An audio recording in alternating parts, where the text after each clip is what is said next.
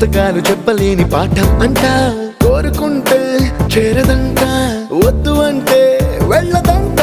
నేస్తమంటే ఏమిటంటే కన్నవాళ్ళు ఇవ్వలేని ఆస్తేనంట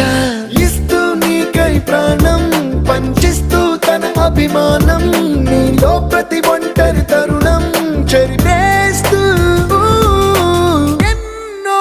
వేల కథలు అరే ఇంకో కథ మొదలు